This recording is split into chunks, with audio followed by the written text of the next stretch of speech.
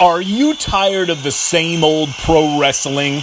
Then check out the amazing action on Powerslam.tv, the biggest indie pro wrestling channel in the world. Get over 4,000 hours of the best pro wrestling events from over 110 of the biggest names in the industry from over 15 countries around the globe. Get your free trial today at Powerslam.tv.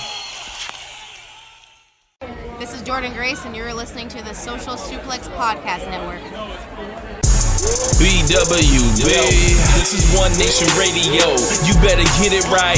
Rich Latta, James Boyd came to give them life. The Blackest Wrestling Podcast has come to kick all ass and drop it 6 feet if they're kicking trash. Word, let me welcome y'all to something different. And if you dig it, man, you should let some friends listen. We be getting it in, this on the regular, dude.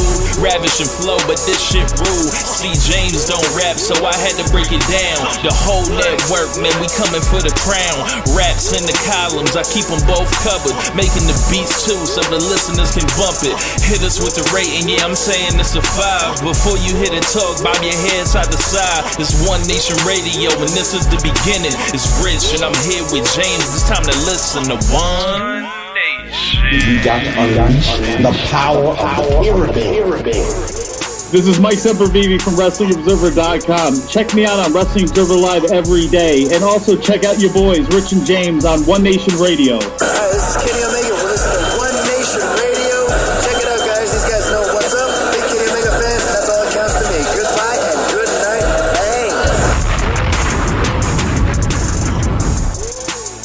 Bang. Ladies and gentlemen, welcome to One Nation Radio. I'm James Boyd, your host, and with me I have Rich Latta. What's going on, man? Not much, man. Just real sick and tired of the negativity and the hostility towards the WWE. It's just. Oh yeah. Just real sick and tired of it. And, we just all need to come together as a WWE family. Okay, well, will you hold on, sir? We'll get to that in a second. But first, we need to introduce our guests. With us today, we have Tom Batista of the Military Industrial Suplex. What's going on, Tom? How's it going, guys? Great to be here. A lot to talk about. And, yeah, this should be exciting. Yeah, man. Y'all, can you hear me? Yeah, I can hear you. I can hear y'all, but can you hear me? Yeah, we can hear you. Yes, sir. Yeah, yes, we can. You can hear. You sure you can hear me? Actually, there's a little echo behind you. I don't. Okay, I'm fucking with y'all. I was doing the Teddy Riley.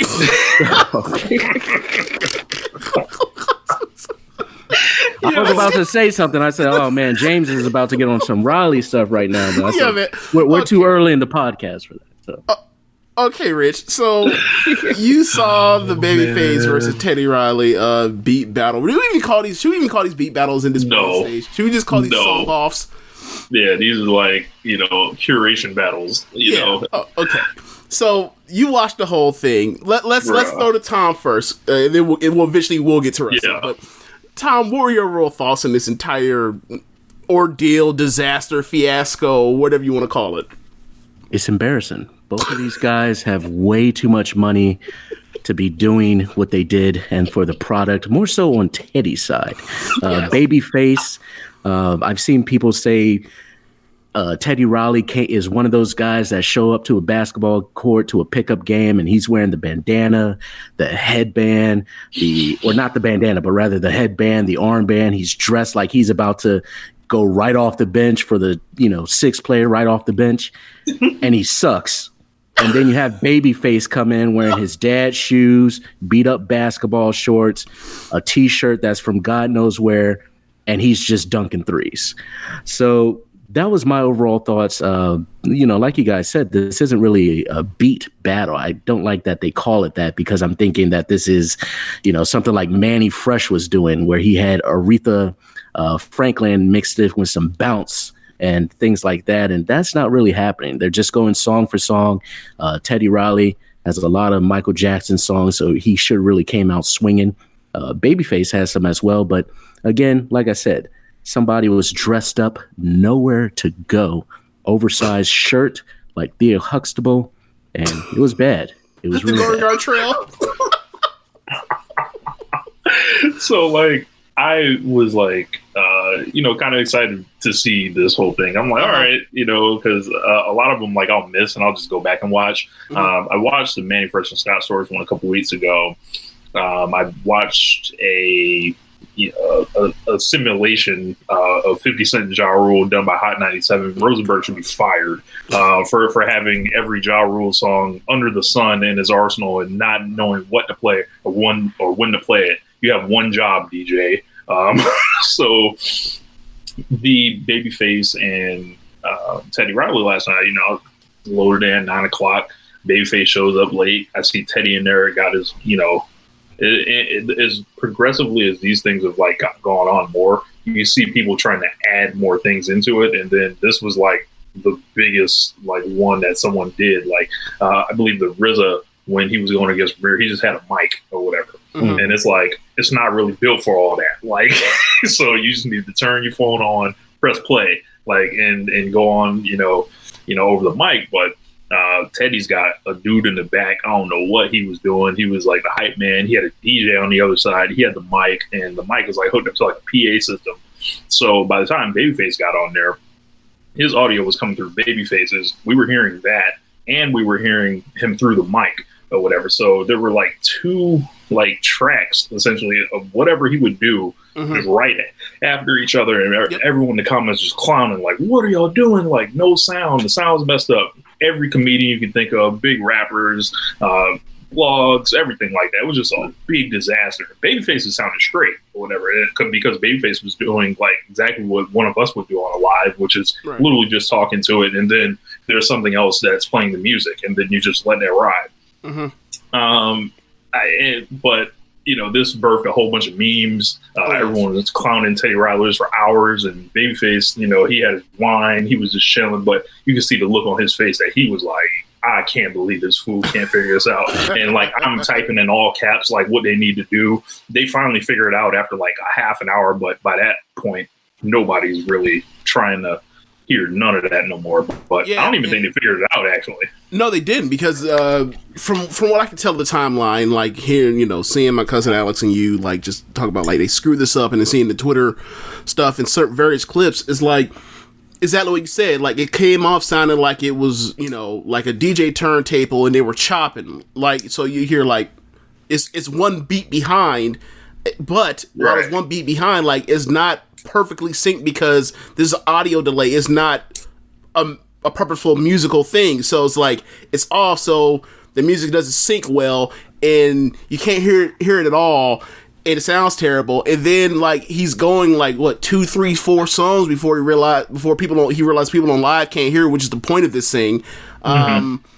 And then he's like, all right, well, let's try to, figure this out. And by the time he comes back, like, the music's so low that you can't hear the shit, which is like, okay, you definitely don't want to go into a beat battle when people can't hear, when it's not loud. Like, rigging the pole part of music production at this point in the game is to try to be as loud as possible without digitally clipping. That's musical loudness is how we have made, quote unquote, better records over the last 35 years. It's just like raising the music, the musical shelf, or the noise shelf, or whatever. So anyway, I just thought it interested me because like these are 2 people that like did most of their work in an era like as I was born or right before I was born.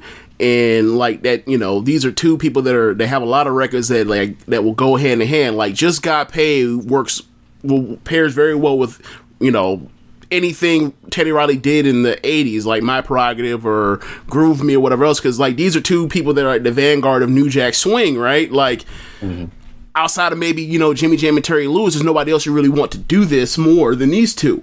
And for Teddy Riley to try to rig the fucking game and stack the deck by putting a hype man in the back, a DJ, a drummer on the drums. Meanwhile, this is New Jack Swing. All these drums are fucking digital. he's you know what I'm saying? Like he's stacking the deck with showmanship to upstage Babyface, who's just sitting there in his studio chilling. Right. When it's funny is like in an actual beat battle, Teddy Riley will watch Babyface.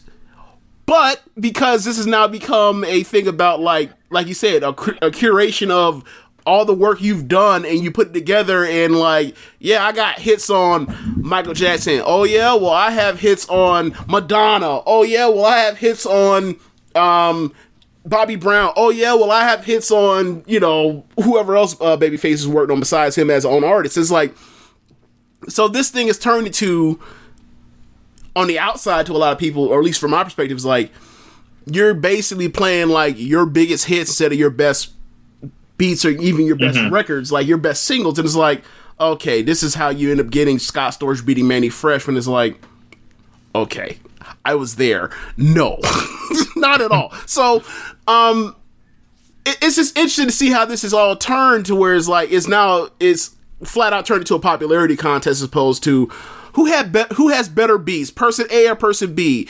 If person B has better beats, they win. That's the deal. And you know, when it comes to, you know, going round for round and adding it up, like this is turning into something totally different. And this is like the tipping point of like, you have gone too far away from, you know, it was one thing when it was like Teddy, if it was like, okay, look, I know Teddy, given, you know, how most of these have turned out, realized like he's going to get washed by Babyface more than likely. He turned into, well, I'm just going upstage with showmanship. So I'm, you know, in the middle of, you know, when people should be social distancing, I'm going to bring in a whole fucking right, he yelling at people on there, and production crew to handle all this. Okay, so you know the real reason why this all was just a disaster? Why? Did you hear about this is really him trying to launch his website? So, oh wow. So yes, there was a camera crew, 2 cameras at least that I saw, of high quality cameras, and they had different shots, and they were in this room with him, or they were actually like probably in his like his entrance of his house, and then they have a, you know, the black setup around like a TV, like a almost like a PSA, not a PSA, a public TV backdrop or whatever else, so he could in a rug there to catch some of the reverb or echo in the room. And that's where we ended up with, like, he was trying to do all this shit except for worry about the main thing, which was people are mostly going to watch this shit on live. Is it going to sound good on my live? And he was worried about this other shit. And you can look at YouTube and see like what the camera shots and what the audio sound like on his website. And it sounds amazing. The problem is, that's not where we were directed to watch this, bro. Like, you fucked this up royally, and then the whole part about we gonna be back in 30 minutes, and then Babyface comes back like behind him in like 10 minutes, like, yeah, we gonna do this later, you know, or whatever else. And then to see like Timbaland and Swizz talk about it, and Swizz is talking. They sound depressed. You know Swizz been rich for a long time and been in them spaces where, like, you know, with Alicia Keys, he's been in these spaces where he normally would not have ever been, because the way he was talking, he was like, you know, we got to give Teddy space to, you know, to go get everything right. It's like, if that don't sound like some rich nigga shit there, like, we got to give you the space, you know, not like we got to give him time, we got to give him the space, like that. I love it. But anyway, it's just like, it was too much. Like they deviated too far from, you know, from what this was originally. Yeah, and that's where we run the issues. And trying to entertain, trying to be an entertainer. Yeah, unbelievable. But lots to talk about. Right? Yeah, we are here to talk about, you know, the wrestling. Look, we gave him like 15 minutes, 14 minutes on this, so we did our part. Come for the wrestling, stay for the culture, you know. Okay, so the biggest news for this week in WWE in the world is WWE laying off and furloughing a lot of employees, whether they're on stage personalities and acts, or whether they're, you know, writers, or I think there's maybe even one writer, but that I saw, but there's also producers, backstage, the agents, people being let go left and right. I think it was a number of, you know, somewhere in the 40s or something like that, maybe even more. WWE's never got rid of more people at once. And this is, I mean, to be honest, this is a long time coming with, you know, year after year of them hoarding talent over the last, let's say, since 2016 about, is like, that's probably the last time there was a bunch of layoffs, and they normally come like around this time, like after WrestleMania. So they've been delaying it for a long time, trying to prevent it. Something like a AEW from rising up failed, and now they're holding up even tighter, signing more people. I think the roster has doubled in size as far as wrestlers over the last since 2006. So I mean, normally it was around 150 to 200, and then it exploded to over 300 the past couple years. Yeah. So I said all that just to get Tom's thoughts on this in general before we go through, I guess, individual thoughts on certain notable people. It's absolutely crazy. I believe that at one point in time, WCW had about a little over 400 people on contracts. So 400 wrestlers. So to see WWE even approach those numbers when it wasn't even close for some of their biggest periods. When you take a look at the Hogan era, when you take a look at the Attitude era, even if we want to take a look at the early PG era, if you will. So the biggest points in WWF history, they never had a roster this big. As James said, this was a long time coming. It's unfortunate that this was done during a pandemic. One of the issues with WWE is its staleness, not only in presentation, obviously the way they lay out their matches, the music, the whole 9 yards. And it doesn't help when you have guys and girls, so you have these men and women that are around for 10, 15 years, and they're doing nothing. Because then that means that their story most likely was told 7, 8, 9 years ago, and now they're just treading water.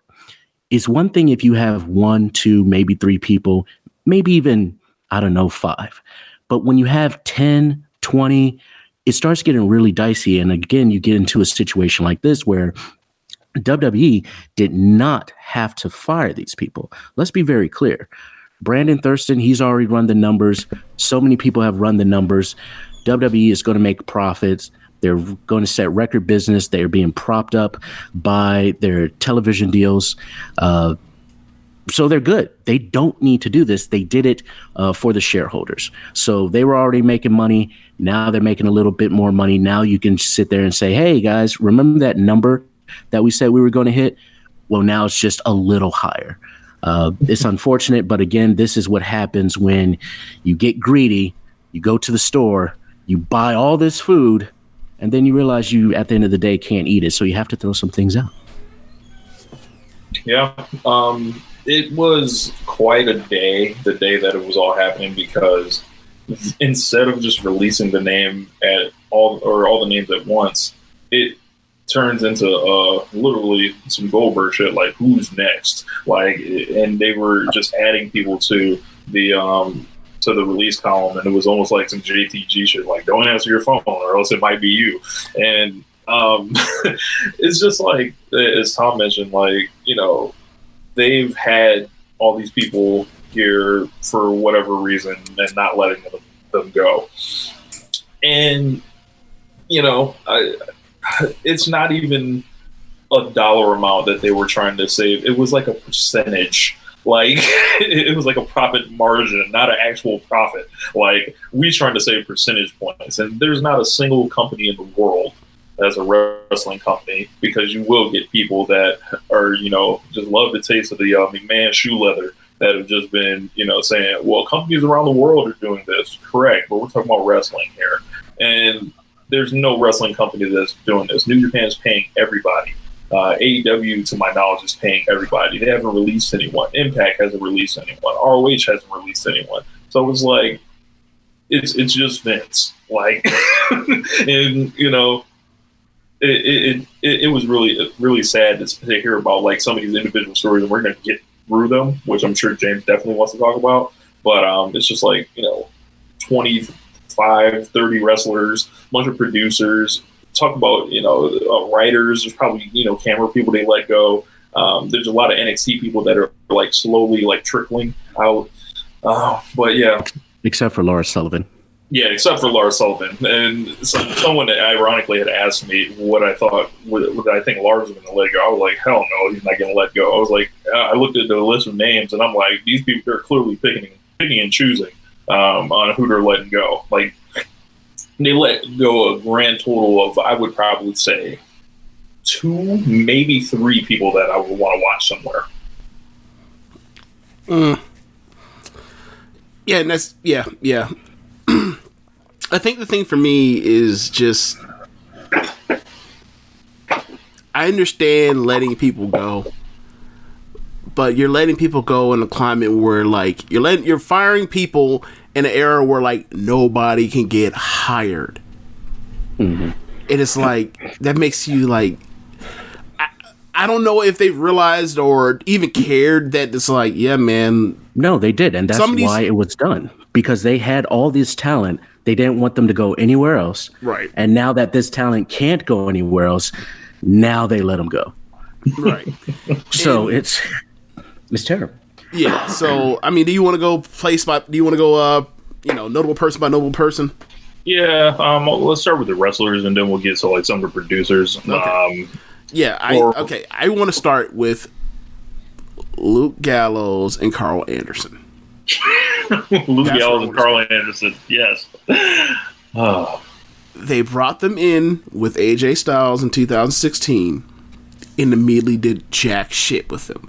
They started them out and had them be with AJ, be their heaters, had that great, short ran feud between AJ Styles and Roman Reigns, babyface versus babyface, over the fact that like there's just constant misunderstandings and you are hurting the people we care about, so therefore we have to go to war. And it was an awesome feud. And then after that, they turned AJ heel for John Cena, and then they started Anderson and Gallows specifically started feuding with the New Day and absolutely sucked.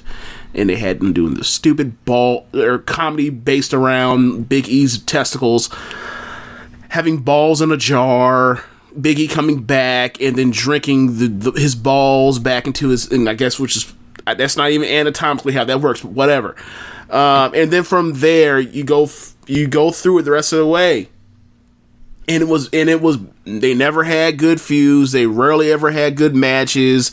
They were always on and off TV, depending on, whatever. And then AEW pops up and comes along, and their contract comes up, I think at the end of last year, beginning of this year, and they magically want to sign them to $750,000 contracts per year. And it's like, okay. Well, they kept bumping up the number. So they were turning them down at first, and then they kept bumping up the number, and then eventually, once it's $750,000 a year, you're like, well, fuck it, I'll take it. Yeah, and just for obviously inflation and whatnot, but like, just give you an example of what that number represents to me. When I think of someone making $750,000 per year in WWE, it makes me think of like when Shawn Michaels lost his smile when he was a main eventer, he was a world fucking champion in 1996 through 7. That's how much money he was making then. So like, obviously, things have changed, but like, it hasn't inflated that goddamn much for Luke Gallows and Carl Anderson be making that much fucking money per year. They clearly, this is one of the perfect examples of them overpaying people not to leave, afraid that they're going to end up in AEW, even though they had no use for them. And we flash forward, and it's immediate buyer's remorse. So they like, all right, we was bugging. It's funny. Send them like they gotta live up. They got to live up to the contract, but Vince doesn't have to live up to the contract. Yeah. That's always amazing how NFL that works. Yeah. The thing about Gallows and Anderson, it was just diminishing returns as well. I mean, like you said, James, $750 is a lot of money.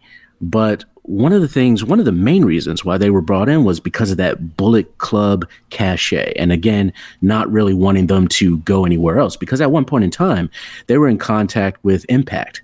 But Impact, for a variety of reasons, dropped the ball. And so that wasn't really going to be realistic. And again, WWE has this really hard time in maintaining the cool factor of its talent. And so you have two guys that come in from one of the hottest stables post NWO. Shirts all around the world, selling out. You see them at every single wrestling show. And they didn't do anything with them. Like you said, they had the New Day feud. The line that I remember is Luke Gallows saying, "See, and that's the problem. A grown man crying over a toy sword." Because Xavier Woods is on the ground like, wow, or whatever it may be after they did their time machine bit or whatever it was. The old day. But yeah, the old day. But, when you have guys that come in with that cool factor and that mystique, And then you realize, wait a minute, these are the same guys from New Japan that were putting out those mediocre matches towards the end of their run. And you don't have the Bullet Club logos and all this other stuff. And you have to do the second rate thing that TNA did in with Kevin Nash, Scott Hall, and 6 with Sean Waltman, where they were the band because they couldn't be the NWO. Despite the band having the same color scheme, font, et cetera, it was just a matter of time. And, the crowds haven't really responded. Both of those guys, good as a tag team. But yeah, like I said, the creative wasn't there and they didn't have the cachet. They didn't have that mystique anymore. They didn't have the Bullet Club. And that's where we are. Carl Anderson couldn't cuss anymore, which was like the coolest thing about him. He's an awesome talker, and they're already like dropping hints. I believe they opened up their podcast again with Rocky Romero, so they can probably end up in New Japan again, which they'll probably go back to being, a little bit better than they were in WWE.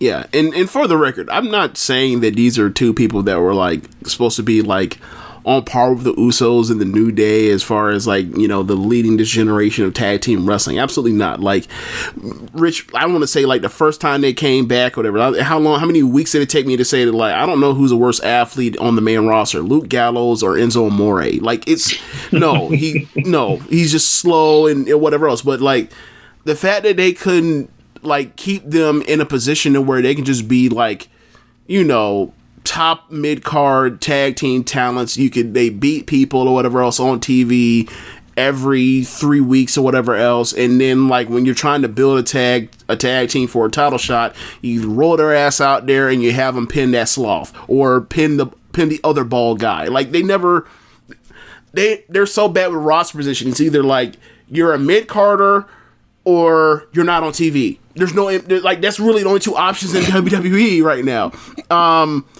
But I just thought that like the way this all worked, it was like these are people that you don't really necessarily want if you want, like, depending on what your professional wrestling that you enjoy is.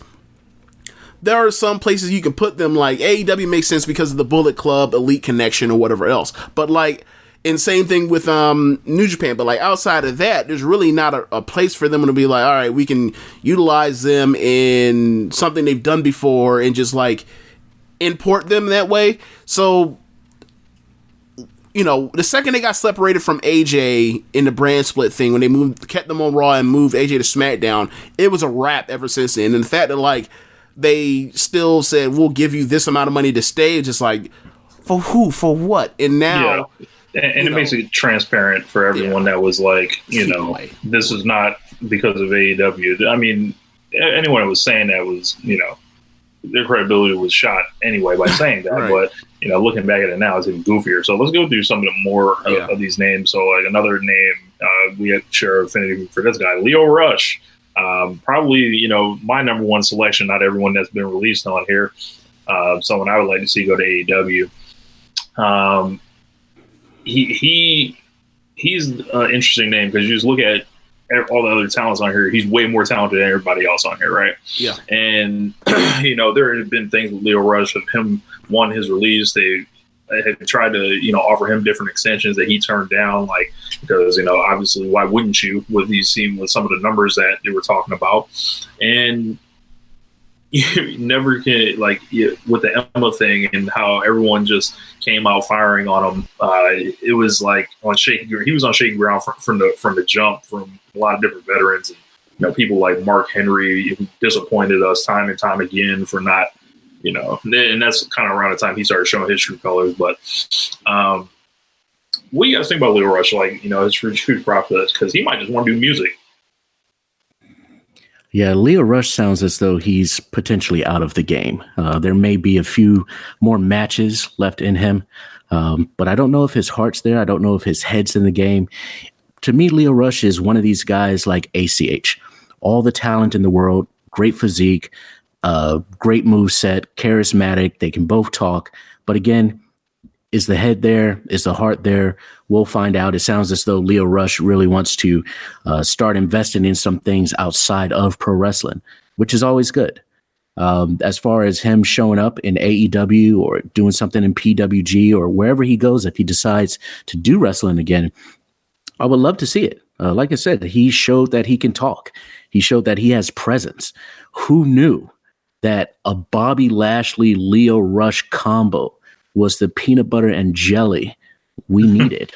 And like I said, I hope to see more of him. I hope this isn't the end of the road for Leo Rush. I think he still has something left in the tank and something to show.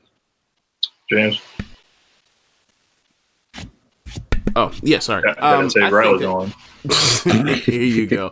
Can y'all hear me? No, but yeah, I think that he's spectacular. He's one of the best Americans we have going right now. And we saw with the Lashley stuff that he's such a good promo and has such command of the mic and presence that he can get over Vince's dialogue, which is something that like very few people can do on a consistent basis, and he's one of them. So like, I think that he is specifically built for television in that way, and is perfectly built for AEW and their style of wrestling. Obviously, it comes down to personality, and after that, but to me, him to AEW is a no-brainer. He should be somebody after that that like immediately be made to be shot to the mid card. Yeah, upper mid card. Sorry. Some of the stuff with Leo, like as Tom said, it might come down to like personality, like to who he's dealing with backstage and how he's navigating the political waters everywhere. So, and that's just like it's like some baseball shit, like essentially like these unwritten rules and a lot of different stuff. Like it seems like he's yet to like have someone really like break it down to him that hey, this is how this works, but he might not give a fuck. Like so. Well, one thing about that is like, the WWE culture is very, very different from the AEW culture. Like, I don't think they have motherfuckers that are like 12-year vets or whatever, like picking up people's water bottles because, motherfuckers don't know how to act like, or, trash because motherfuckers act like slobs and know how to clean up after themselves. So I don't think we have to worry about that. And also, like, these aren't people that are on the road every single week in a crew and have to worry about that dynamic. This is a 1 week come in, 1 week and then leave and then come back next week or whatever else, that sort of thing. So a lot of history with some of the folks there too, like Joey Janela and Leo Rush, and just people he's been with over the years. Yeah. So I think you don't know, but I think some of the stuff of why it quote unquote didn't work in WWE won't be the same problems that happen in AEW. And quite frankly, like AEW, like they flat out need black wrestlers. Like, so they need, so like whatever situation they have, or black singles acts, so like whatever situation might be a problem, like they need to kind of like, hey man, like when's the next time we're going to get someone as good as that? When's the Leo Rush that is black? When are we ever going to see another situation where that comes up? That's already a ready-made star that the crowd, that our audience already knows. We don't have to like build towards. Like, when is that ever going to come into their lap? How many years is that going to be? Especially with how Vince is like locking people up like that's that. My point. So it's like, at the least they should kick the tires and try.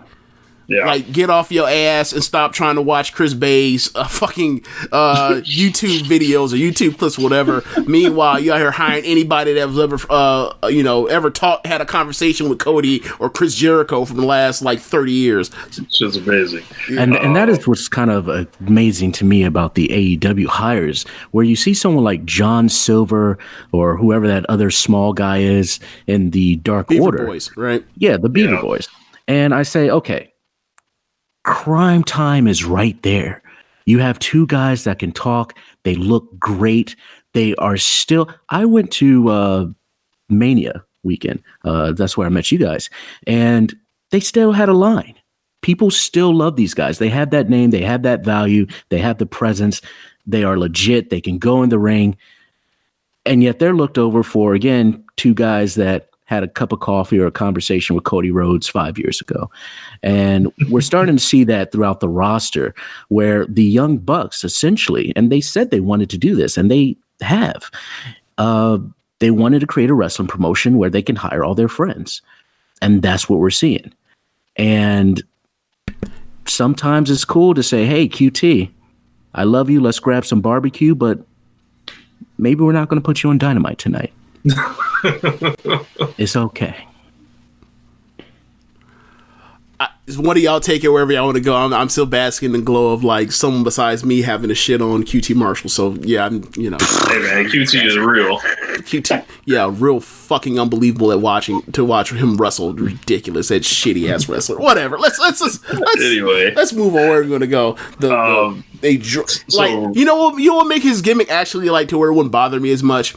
If he did all the bad like flips and stuff in his wrestling, except like he said that he was drunk. Like if he was like the drunken master, then it would make so much more sense that he could be like that crummy at doing all the stuff he does, and we could be like, look at him. It looked terrible, but like he's drunk, so it is what it is. It's cool. Wow. But no, he's sober and he's thoroughly mediocre, doing fucking great Sasuke's while he's barely getting over the rope, hugging the rope to get over. Terrible. Stop that shit. Yeah, let QT burn his soul up. So Rusev was another big name that was put on the cuts, and they built him up for John Cena. John Cena beat him, and he got over by the fans just realizing he's always done good work, and the Avatar Rusev Day kind of lived in WWE. Had no interest. They capitalized on it way too late. And he floated around the roster for years and years and years. And he's out of there now. This is one of the guys, Rusev, he's one of those guys that when you look at him, you listen to him, you see his personality online and outside the ring. You see it on Total Divas. And you say, okay, this guy's clearly a star. He looks like a star. He carries himself like a star. He's charismatic. He's witty. He's solid in the ring. So, of course, they have nothing to do with him. They have nothing for him to do, I should say, or in both cases, because obviously they released him. They put him in these angles where he loses Lana to Dolph Ziggler, of all people. And through then, yeah, through that. And then eventually Bobby Lashley, he loses her again. And it's just unfortunate. It's one of these things where, again, you have this guy. WWE doesn't know how to keep a cool factor around someone. And not only do they not know how to keep the cool factor, but if you are not that person that they want to push, you get the Zack Ryder treatment. And that's exactly what happened to Rusev. He got the Zack Ryder treatment of getting too over. Rusev Day shirts started selling. The chants are everywhere. The chants are down Bourbon Street during WrestleMania in New Orleans. It got too big. Aiden English started getting over. You can't have people get over in WWE unless you are on that list of people who should. And they sent him home. I think he came back. He came back for the Lana and Lashley angle after being off the road for 4 or 5 months, I believe. And then that was just pretty much it. That was his swan song. Yeah. It's ridiculous. This is somebody that if it doesn't work for Rusev, how the hell is it ever going to work for? This is a person that was in NXT before it hit the network. This is back when it was they were basically wrestling house shows in basically a warehouse in Tampa. His first he comes up to the main roster and they push him very, very well as his foreign evil heel for a year and like 15 months or whatever. He's one of the better mid-card champions of the One Nation Radio era, if you will, of let's say the 2010s. The matches with Mark Henry and the matches with Jack Swagger and the matches with Big E were all varying levels of hoss fights that were fun at the time, and got over the babyface at the time, even while losing, where crowd was living and down with the babyface in a old school type of way. That led to the Cena thing. He comes out on the tank. That match wasn't all that good, but their second match was very good. And then they go from there, and you have the breakup thing, as you mentioned before. And whatever it was, it seemed like they always had something for him to do until they didn't. And it's just weird to me that this is somebody that's like, this is one of your guys. Like, if you get credit for your developmental system or whatever else, it's going to be for Rusev's and Velveteen Dreams and Bianca Belair's and Charlotte Flair's, you know? So for it to go the way that it has, it's all right. How long before, obviously, everything has a shelf life, but this is somebody that is, as you mentioned, charismatic, is somebody that is genuinely likable to the fan base. That's the reason why Rusev Day got over. It wasn't just, the Rusev Day thing. It was like, we like this guy. He's done a lot of good work for us that we've seen him do over the years. Like, is he going to be, someone that's going to be a main eventer? Probably not. But there's somebody that could have been, used better as throughout his career, especially the last 3 years, as somebody that could have been valuable as just a standard mid-card dude that like comes out, gets a promo, once a month, that sort of thing, or does a talking segment once a month and does whatever he does to try to elevate other people, or, gets, a win here and there, whatever else. Like, this somebody should have been featured on pay-per-views on a, pretty consistent basis over the last 3 years, and they didn't use that at all. When they're dying to have any, a guy get any kind of reaction these days, like, they didn't want to use that guy at all. It's just really weird. And I want to expand on that, because Roman Reigns mentioned recently in an interview, I want to say it was with Sports Illustrated, I might be wrong about the publication, but in short, he mentioned that now it's about athleticism and less about characters. Now, I don't believe that he said less about characters, but he definitely focused on the athleticism aspect of pro wrestling. And you're talking about characters, and that's what always drew. Austin wasn't in his prime, wasn't this technical masterpiece, doing all these Sasuke specials and all this other crazy stuff. A lot of his matches are punch, kicks, things along those lines. And when we start talking about characters, Rusev is a character. He's also a great wrestler. A lot of the people that WWE is keeping or has kept are great wrestlers, but no real character. Cedric Alexander, fantastic in the ring, no character. Ricochet, fantastic in the ring, hands down, no character. And then you have people that have some type of character, but it's not really fully developed. They don't really understand it, and they are focusing more so on the work aspect versus fully fleshing out a character and the motives. I remember talking to one of my guests on my show, Al Getz, and we were talking about how when racism in pro wrestling creeps up, when a character is racist, it's never really this slow build, or this, not even a slow build, but more so something that we already established about the character on day one. It's one of these things where this person doesn't do anything, everything's fine, and then one day they're dropping the N-bomb. And it's like, whoa, where did that come from? And that's why the company gets the heat and not the character, because that is not the character. So just to go back, like I said, it's getting rid of Rusev is eliminating a great character that people actually care about outside of that bell to bell. That's why they are left with people like Bray Wyatt. When Bray Wyatt comes down to the ring, everyone has their phones out. He gets a reaction. The moment that match starts, same thing with Seth Rollins. Same thing happened with Dolph Ziggler before he was 100% cooled off. They get a reaction. They get a pop. Nobody cares about the match. People still want characters. WWE doesn't want characters. That's why Rusev's gone. He's going to make a lot of money wherever he decides to go. Yeah, and with Rusev, I'm not sure about, he is, as James mentioned, one of their guys, been in their system forever. Made a lot of money, you would think. I don't know if he has the hunger to continue going forward. He'd be awesome in just about any Japanese company. He'd be good in AEW as well. Dude, can you imagine him doing it, being put in the G1? Specifically in the B block, because we know who's in the B block. Yes, I want to see Rusev versus Ishii, please, or whatever the hell, Miroslav Barnyashev, whatever the hell he's going to go by in his post WWE career. I want to see him versus Ishii. I want to see him versus Goto. I want to see him versus Shingo. Yeah, Rusev, one of the guys that strangely has credibility in any portion of the audience. And it took him a long time to get that, because I remember when Rusev first came around, I thought it was horrible. I thought he sucked.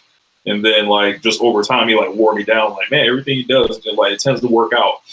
But, yeah, that switches to him. And it's crazy. His wife still works there. They did not release her.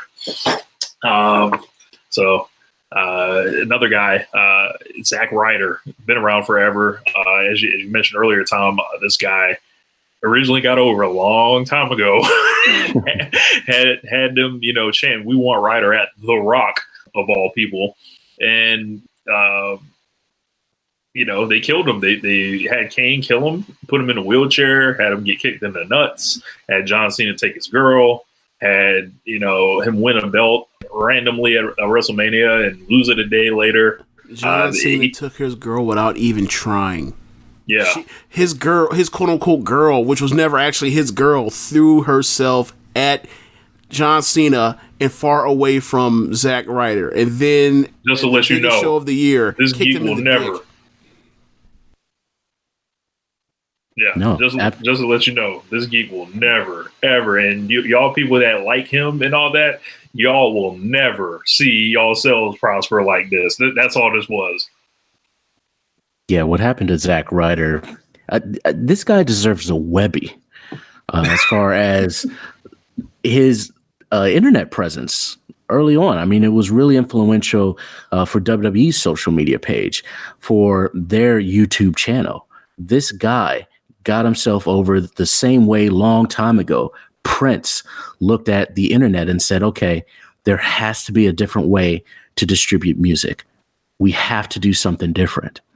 And Prince was one of the pioneers of digital music and getting things out to the people in a different way in the early dawn of the internet, or the internet's early age, however we want to phrase that. And Zack Ryder was the same way when it comes to social media in pro wrestling and leveraging it to a way where, hey, you're not just telling people you're going to be at this town, or, hey, here's my new shirt, but what can I do to really get myself over, create a brand that's going to be so big that both wrestling and non-wrestling fans will watch it, and that WWE can't ignore it. And they wanted to move his channel to YouTube, to their YouTube, and they brought him on TV, and he got more exposure because of him just sitting at home saying, hey, I have nothing to do.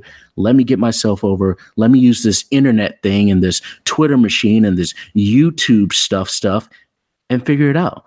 And it was funny. It was like the company told him, we want to have the same bank account. We want to share it with you. Exactly. Yeah. once he baked the bread, everyone wanted to eat it. So he was the Chicken Little and the Little Richard at the same time. And he suffered the same thing as some of the other people that we're going to talk about as well. They were just around too long. At some point in time, the hero's journey comes to an end. Even just 30 years ago, if we go back just 30 years, a lot of people were in and out of companies. 5 years, 6 years, 7 years. After 7 years, like, oh, God, why won't this guy leave? Now we have guys like Zack Ryder, who, again, is no longer there, but there are some other people that are still on papers for various reasons, mainly due to their last name, Natalia, Tamina. And I don't know. Like I said, I think that he did everything that he could do. The fans were always with him. Zack Ryder always remained over. Like you said, he won the Intercontinental title at Mania. Huge pop. Everyone's wooing. He won the tag team titles with Kurt Hawkins, of all people, at Mania. Huge pop. The fans stayed with him. Right now, he has the highest selling T-shirt on Pro Wrestling Tees, for whatever that means. He's going to be fine. He accomplished his dream. We roll with him all the way to the end, but this is the end for Zack Ryder. As far as any future is concerned, I don't know. I mean, honestly, if I never see another Zack Ryder match, I'll be okay. If he doesn't pop up anywhere, I'll be completely fine. I think he is one of the examples of, he's a great hand. He obviously has some clout, but he isn't someone that you should, at this point in time, for any company, put in a main event or really feature on their brand. Again, if he pops into Impact, does a match or two, I'm not going to complain. But I think the whole Zack Ryder thing is over, for me at least. Yeah, Zack Ryder was somebody that got over but he's like, yeah, he got over, but like, in this era, like, it's a bad fit for him because this is an era now of, all right, like, WWE is terrible at storytelling, so the only thing that they have as a saving grace is their ability to have an occasional person come out and cut a great promo, and they have more in-ring talent than anyone else, right? So Zack Ryder, regardless of him being a WWE guy through and through, even by that standard of the through and through WWE people, he was at the bottom of the list as far as workers. He had stuff that got over, like the Broski boot and whatnot, but like, he was very a by the numbers wrestler. And in this era, there are thousands of those types, and being a good wrestler isn't even good enough in this day and age. So unless he's going to figure out another way with another character and get himself over again, I really don't see what his value is, aside from being like maybe a tag team guy somewhere else. But as far as a singles act, I think that's kaput. But, you know, whatever. We'll see. I think he really needs to reinvent himself and change, you know, the way he worked, the way he presented himself, and go from there. But I think like the Jersey Shore stuff is done. It's finito. Turn heel, do something else. Yeah, he's be angry. Like, I mean, he could easily, if he wants to turn heel, he could easily keep the Jersey Shore stuff. All he has to do is turn up some of that, the situation, some of that Ron when he's on the Ron juice. But yeah, I think he does have a friend that we have to hope, you know, doesn't want to, you know, go ahead. He wrote a glowing long post about him on Instagram. That's right. I'm talking about you, Cody Rhodes. Yeah. I mean, you can already see it, can't you? I can see it now. You can already see, like, he comes in, they tag a little bit, and however many months down the road, he turns on Cody. He hits him in the head with a chair. Because Cody always gets turned on. I can see it. I find that to be, I'm already exhausted and tired from the idea of that, but if he goes to AEW, I think he's going to have to flat out, like, from the ground up, change a lot of stuff, including the way he works, because that style ain't going to fly. You get left in the dust. Like, you won't get booked. Yeah, we'll talk about, like, working the quote-unquote WWE style in AEW and how that worked out on Wednesday, but we'll get to that eventually. Is there anybody else you think that we really need to talk about? EC3, because he's a guy that you would think, it's amazing. Even when you fit the prototype, you still might not fit the prototype in this man's Russell Factory. So, like, I have no use for this guy as a wrestler. I'm not into the whole EC3 thing at all. Mm-hmm. Hell of a look. Hell of a, promo from, everything I've gathered. He did get over somewhere else after leaving WWE once. You never know how WWE can react to those things. And they clearly did not react well to this guy. Once he was in there with the then Dean Ambrose and the crowd already saw what it was about to be, there was a whole thing with them working house show and flipping babyface and heel on house shows and the right reaction not coming. And Vince just took it out on that guy, and we never saw him again. Like, aside from a random here or there on main event. Basically like the peanut gallery of people chasing out 24/7 title. That's pretty much it. Yeah. There's plenty of dudes that don't make it that should. Yep. EC3, I don't really have sympathy for. He'll get a shot somewhere else. You got a good body, you'll figure it out somewhere in wrestling. And James, you mentioned with Zack Ryder, you talked about reinvention. One of the things about a lot of these guys, the No Way Jose's, the Kurt Hawkins, even EC3, this is really now a time to reinvent. because going to AEW or Impact or wherever it may be as Kurt Hawkins or Brian Myers as his shoot name, or you're going there as Heath Slater, Zack Ryder, etc. All that's done. Now's the time, as you said, you can't just do a broken Matt Hardy. So there's Chris Jericho. I compare him to David Bowie, where he just constantly comes out, does a little something different, reinvents himself. Matt Hardy, a lot of people say that he's like that as well, but he really isn't. I mean, he reinvented himself 2 or 3 times, but the last reinvention, he has carried that well past this expiration date, where the broken universe isn't really that interesting. The character's stale. He's not really adding anything to it. He's not trying to make it different. And so I think that with a lot of the releases that happened, again, you have the woman down, the Brazilian down in NXT, where her Tanara Conchi, where her entire gimmick is I'm a black belt. That's not going to fly. So hopefully a lot of these people, if I do see them again, not to sound cryptic, but a lot of them will pop up in various other places, that they take this time to reinvent, retool, and get that WWE stank off them. Try and do something a little different. So I'm gonna go through like real quick some of the other releases. Like there was Drake Maverick, who had a sad ass video they put online, and we're gonna talk about him later with the WWE G1 that's out there. He's somehow still in. Then there's of course like Eric Young, Heath Slater, Aiden English, Kurt Angle released from his agent's contract, Sarah Logan, Eric Rowan, who was basically a guy that was not doing jobs for a long period of time, and Daniel Bryan, the then WWE champion, was losing to Protect. Primo and Epico somehow have held on this long, and they're gone now. The Canellises, Mike Bennett and Maria Kanellis Bennett, I like to call them Canellis. Yeah, and Noe Jose, and then there's like on the coach end, you're looking at like some NXT folks like Serena Deeb, Ace Steel, Kendo Cashin. Apparently NXT Japan is a no-go now. And, a lot of other agents like Lance Storm and, Sarah Stock, Shane Helms, Pat Buck, Sean Daivari, and I repeat, not the finesser himself, Jeff Jarrett, always wins. He always wins. He will not, under any circumstances, not have a check coming in. That check is always coming in. Make it out to JEFF. Yes. JARRETT. Cha-ching. Yes, he will not lose. So James, what did you think of when you heard about the Lance thing?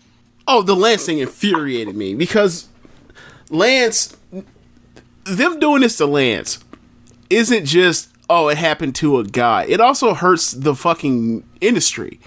Like, Lance is one of the best trainers in North America.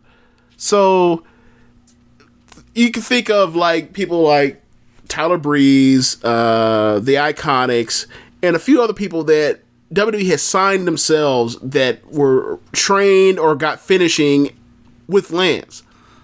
And they pretty much got Lance out the table when he started, working with Cyrus at Impact, doing some stuff on the Weekend Warrior type producing thing or whatever else. And they hired him after they brought him in a couple times to NXT to the PC or whatever else to work with some people like Rhea Ripley, for example, is one he mentioned on Observer podcast, whatever else. And you could see that they brought him in and he packed up his school. Like, the school no longer exists. Storm Wrestling Academy or whatever else. I think that's what it's called. Storm Wrestling Academy. Yeah. That's no more. He packed up all that shit because he was in the ring bumping with you and or whatever else. And now that's gone. And he was someone that could, that was teaching people or work with people that, work different styles. Like, it wasn't just, I'll teach you how to wrestle wrestle the early 2000s style. It was no, Tyler Breeze, can work virtually any style, including working at any style today. You go through his matches in NXT, whether it was with Austin Theory or it was with Ricochet or somebody else I'm blanking when he came back or did spot duty or whatever else. And he can wrestle the quote unquote modern style or whatever else. And a part of that is because of Lance's flexibility of being someone that's in his late 90s, early 50s. Late 40s, early 50s, and being flexible enough to know, like, all right, the stuff that worked for me when I was working doesn't work the same way. You're going to be out on your own. You're going to have to try to figure stuff out or whatever else. I can help you try to bridge the gap between, like, believability to where, like, you can work a style to where it fits perfectly with today's style, but it's still respectable with the older generation of the 50-year-olds that watch NXT or the main roster, right? So for him to get snatched up, and then he packs up all the shit, and then 4 months later he's let go, is like, you have hurt the next generation of professional wrestling for all the people, because he was doing 3 sessions a year. He was doing a winter session, which is like, I don't know why the fuck you going to Canada. You going to Canada in the winter to train. You know. Look, and you got to get in there and clean that place up. Right. He had a spring session and a summer session. So I just don't get why they would do this. And this is a person that, like, Vince likes, apparently. Mm-hmm. This is a person that, like, you know, so I just don't get it. Like, it makes no sense to me.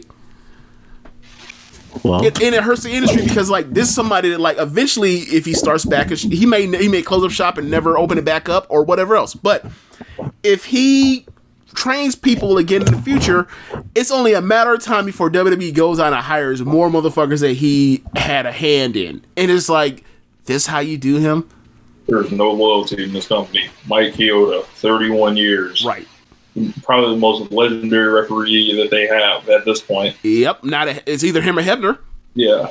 Gone. Like, he's had that salary and just gone. Yeah, out in the cold. Fuck you. Now keep in mind, like, think about Chioda. Anytime The Rock has a match, it's with Chioda. What they gonna do now? Yeah. Well, I'm just saying, like, alluding to you, like, how trusted that dude is. He was the one that's calling all those Rock matches in the early 2010s. Now what? It's kind of like when Cena was gone. That's kind of when Arn Anderson lost his, lost his stroke backstage. I don't know, man. What do you guys think about some of the defenses that have come out, for WWE as far as, like, Seth Rollins and, just different stuff on the internet, comparing this to Disney and a lot of that stuff. Okay, so, Tom, you go ahead. Yeah. One of the things about just being online and just having access to something like Twitter or YouTube or just social media in general, just any real media that you can just manipulate or edit or whatever it may be in just a few seconds, you get the hot takes, you get the reactionaries. As you said, the the Defense Force, the Fed Defense Force or Defense Squad. I can't remember the name you guys use, but essentially, the Defense Squad. So essentially, the problematic people that are quick to say, "Oh yeah, but what about AEW?" or "Oh well, Vince is just trying to save money." They're not really thinking things through. And when you have someone like Seth Rollins who has shown that there's a difference between being a company man and a bootlicker. And Seth Rollins is not only licking boots, but he is shining them up real nice before he does. There is a fine line. The sad thing about a lot of these takes is you don't have to say anything. You do not have to say anything. Seth Rollins, Roman Reigns, here's the facts. I never liked hearing the term locker room leader. Because when I think of locker room leader, I think of someone who's standing on the front lines and saying, guys, we need to get paid more. I'm going to the boss. We're going to get this figured out. Hey, guys, we're carrying our own water. We shouldn't be doing this after bumping all in the ring. Hey, guys, this is a week to Mania. I'm going to talk to Vince. We shouldn't be wrestling a week before Mania. Right. There's no reason for me to blow out my back in Baton Rouge and then fly to L.A. and then my Mania pay canceled. Right. That's a locker room leader to me. Yep. Let's take a look at what these locker room leaders did. Seth Rollins, he's on Twitter deciding how should I chime in, and then it eventually reverts back to his true self where he's licking boots. You have John Cena sitting in his mansion, sending out tweet motivation 101 PBS special tweets, where there's all these platitudes. Hey guys, look deep into your heart and let your heart find you. It's like, okay, whatever. Roman Reigns is obviously. I don't even think Cena logged in for that. That joint is on auto set, like January 1st, and all the tweets just go out. He probably has. Yeah, John Cena does seem like a fine your ass nigga. He does. He absolutely does.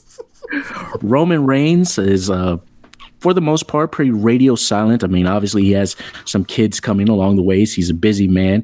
He obviously took his stance of, guys, I'm not showing up as a recovering leukemia patient. I'm not coming to work. And I'm just not really seeing this leadership. I always hear these guys are locker room leaders. When No Way Jose is on his way on riding an empty metro with face masks and gloves because he's told he's an essential employee, and then within 72 hours, he is fired via phone call. Where's Seth Rollins? Where's Roman Reigns? Where's John Cena? There's no locker room leaders in WWE. There's never going to be a union. These guys were perfectly fine being left in Saudi Arabia. They were perfectly fine with being fired and released during a pandemic. There's just been so many things that have happened in the last just 5 years. Nothing's going to change. There's no locker room leaders in WWE. If you want somebody that's going to pat you on the back and say, hey, you don't have to pick up towels anymore, yeah, those guys are there. But for real change, WWE doesn't have anyone, and they probably never will. You know who the locker room leader is? Vince. Like, I just don't. You talk about the locker room leadership thing, and it's like, yeah, you're right. Like, that's what a locker room leader is in a quote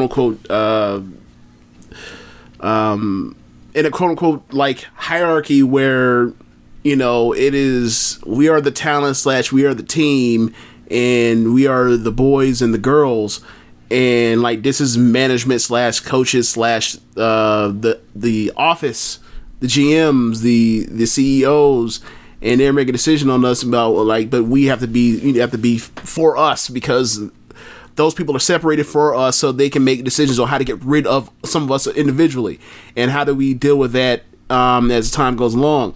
And you're right, like the Seth Rollins stuff is not like that. Is the Seth Rollins stuff is like the stuff you hear about quarterbacks.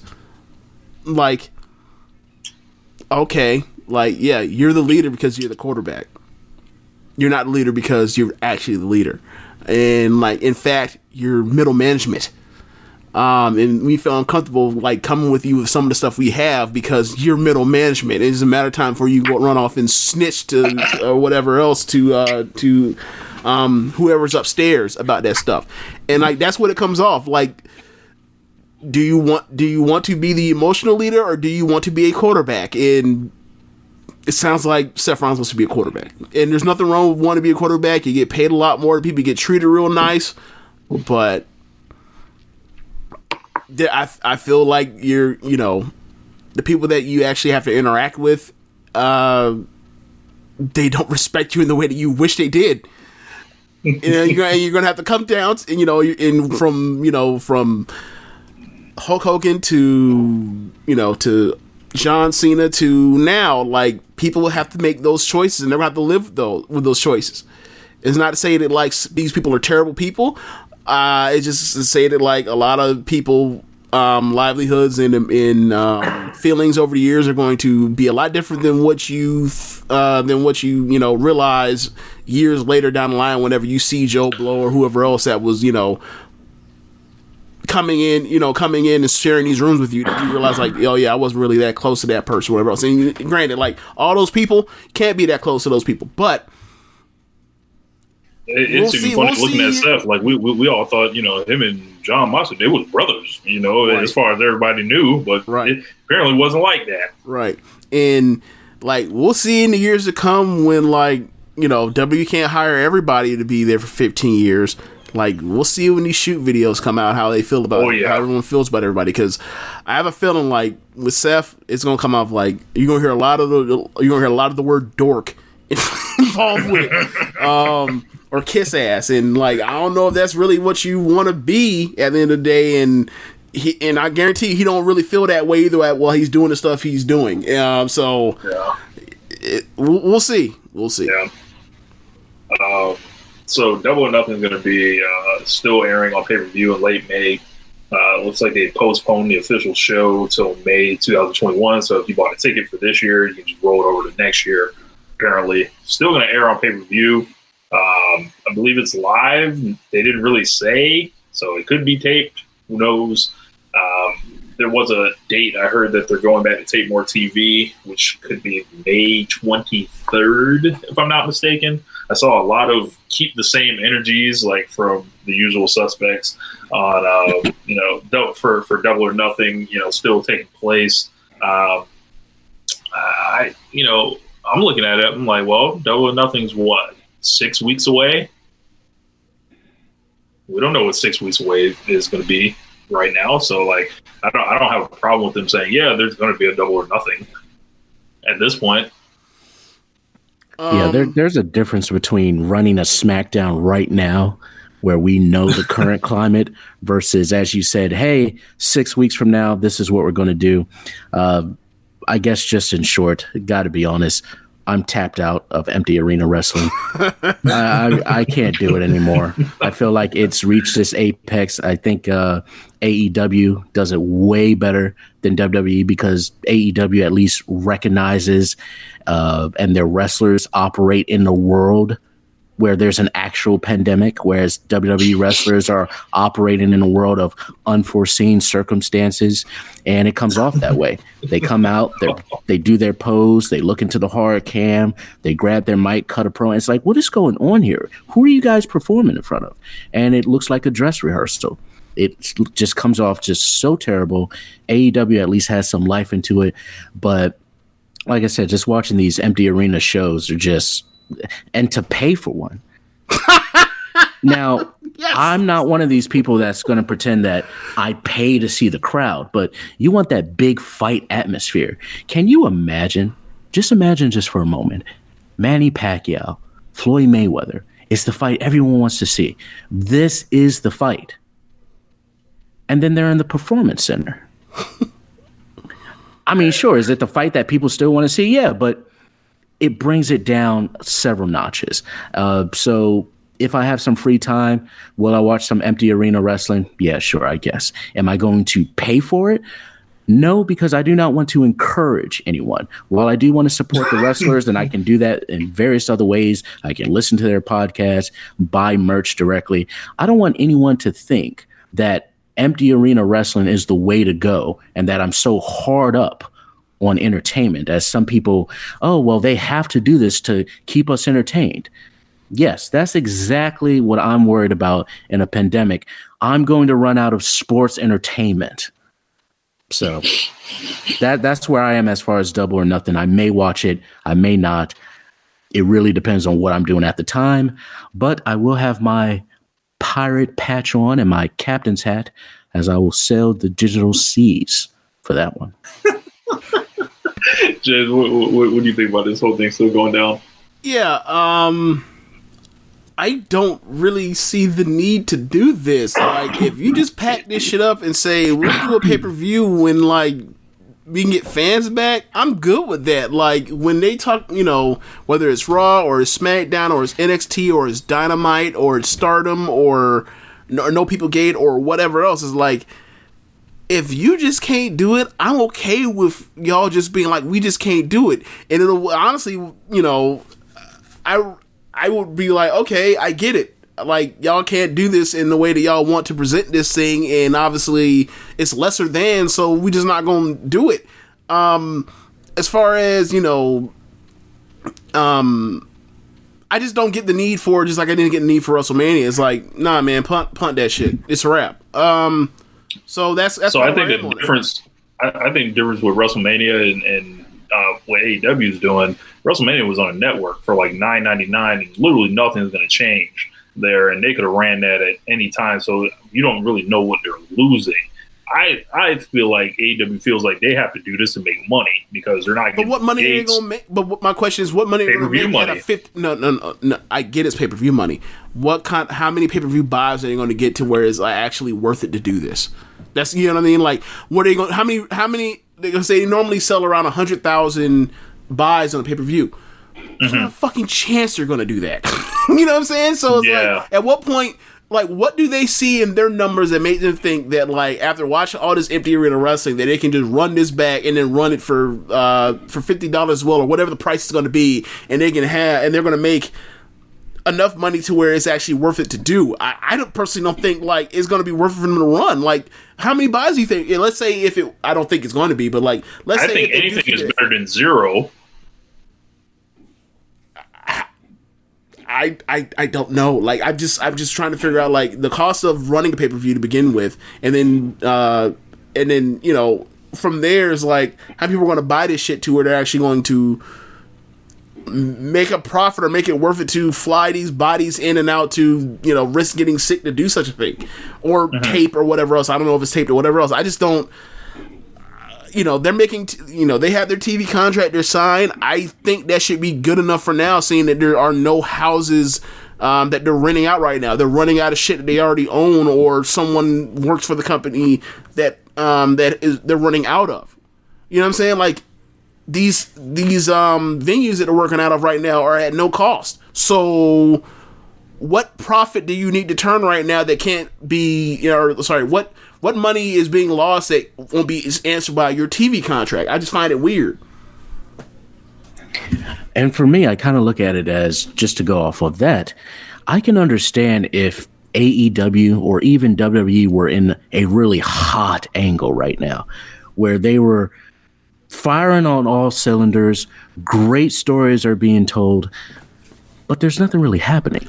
Well, this is not an error. I'm sorry, go ahead. They did have, the blood and guts thing that got sideswiped by this, and maybe that's their trump card they can pull out, is like, we got blood and guts or whatever else. But like, outside of that, I don't really see the need to do this, and I wouldn't want to do blood and guts or war games without a crowd. I just wouldn't want to do that. Oh yeah, absolutely not. No. Yeah, they definitely need to save that for their back pocket, or rather keep that in the back pocket. But what I mainly meant was, prior to the breakout, AEW was going in a great direction creatively, a lot of fun shows.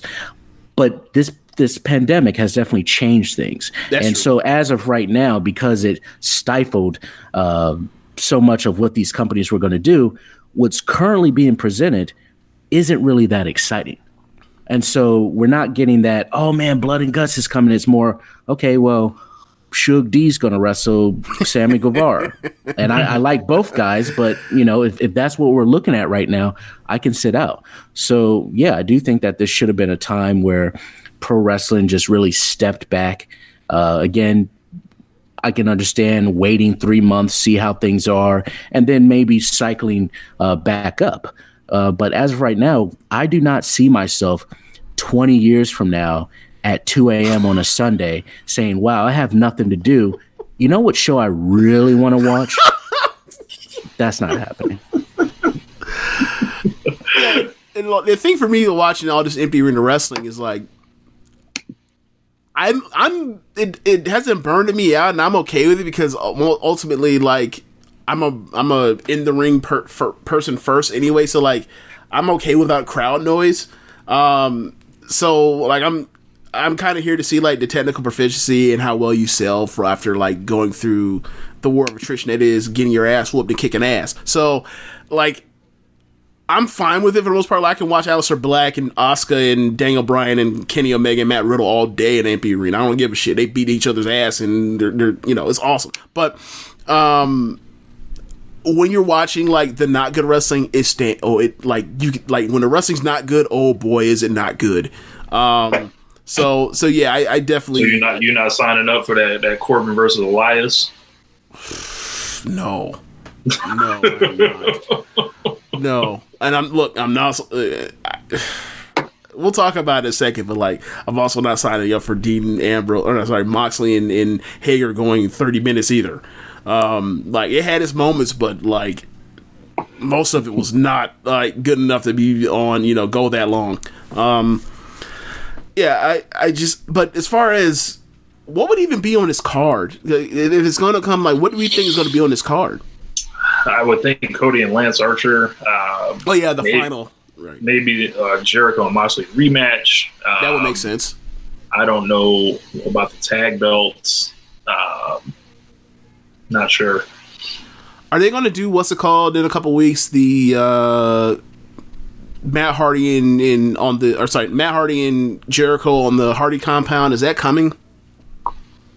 Wasn't it teased though?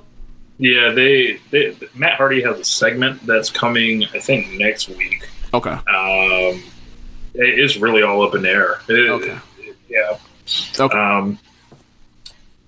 But I guess we might as well talk about it. We skirted around it. So Moxley and Hager, I actually ended up watching it Saturday or whatever, so I kind of got it out of context with everyone else.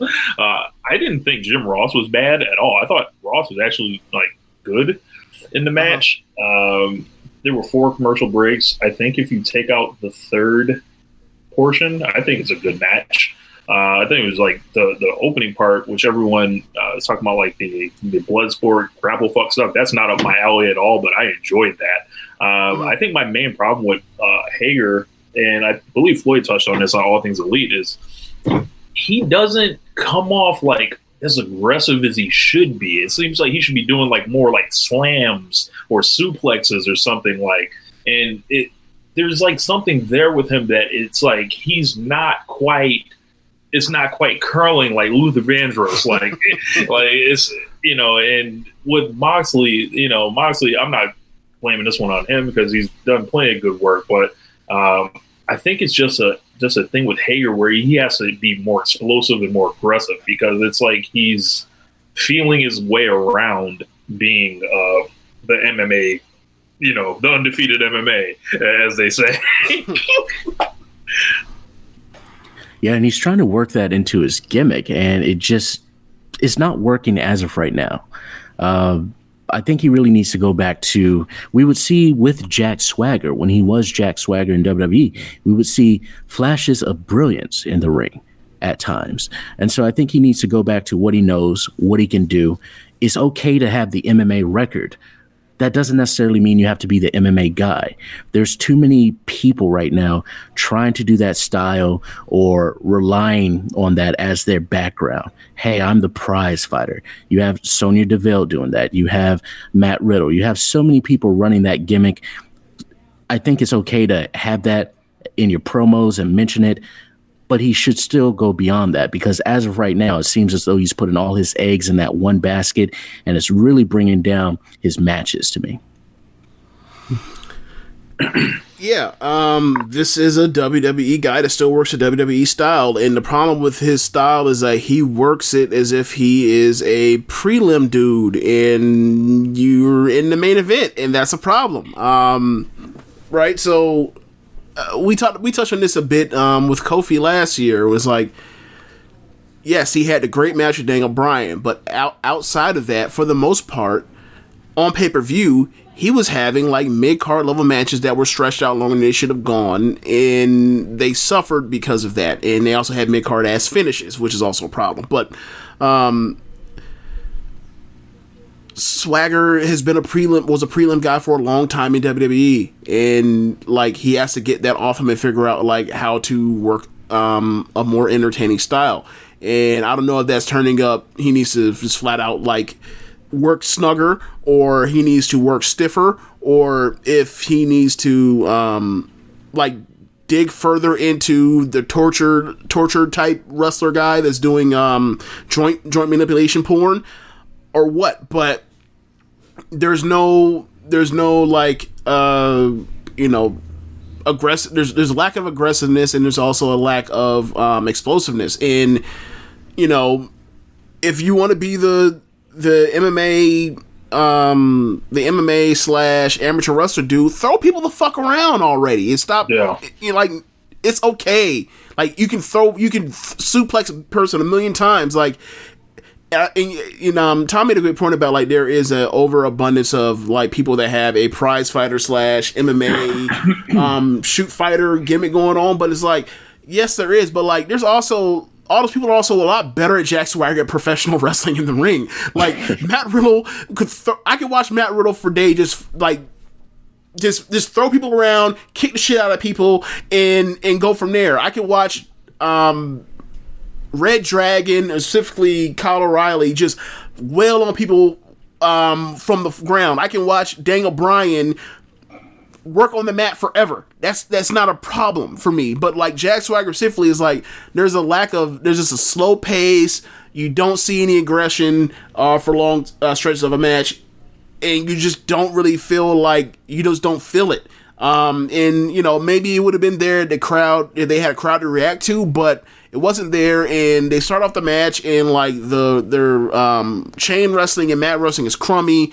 And then like last half of that on the floor actually turns into good, and then they basically go out the ring and start hitting each other with shit, or hitting each other outside the ring. And Ross made the mistake of saying that it wasn't falls count anywhere when it was, which caused confusion of like, why are they outside like trying to choke each other out when you have to drag a fucking carcass into the ring? And when it turns out like, no, Ross was mistaken that one time, and like that affected my mood on the match. So for me, like the second half of them wrestling in the ring or ground wrestling was good.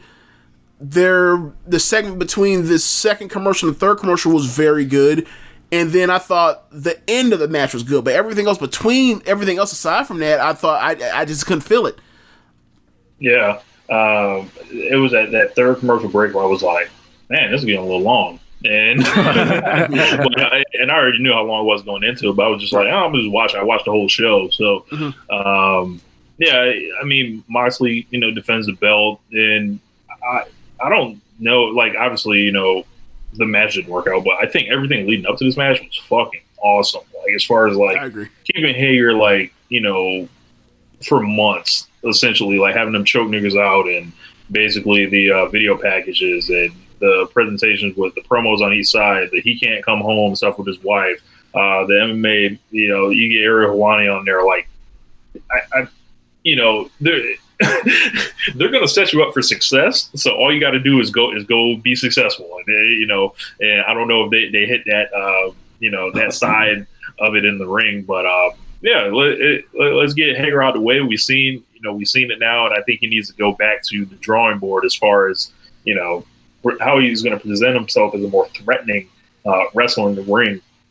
And maybe he needs to wrestle people that he hasn't worked before. Like, maybe get him out of his element instead of having him work Goldust and work Ambrose. Like, have him work people he's unfamiliar with, and let's see him like stretch what he can do, and see if he can what he does with new people, to give him new ideas on how to do things. Because like, you putting two WWE dudes in the ring together, or multiple times, is like, all right, like they've done it before. Like, they could fall back into comfort.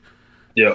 And I think, not to say that that's like the worst thing in the world to work someone you're familiar with, but like, you kind of get in a situation where it's like, look, the reason why people watch AEW because they're sick of WWE, and then you have two WWE people basically on the ring and have a WWE match. It's like, like, there's nothing to say there's wrong with WWE style, but like, that's not what this crowd is. That's not necessarily what this crowd wants necessarily. And I think that the match would have been better with a crowd, but it is what it is. That's what they gave us, and that's what we had to go on, and it was okay. And it was. I think also not only with a crowd, but if it was shorter.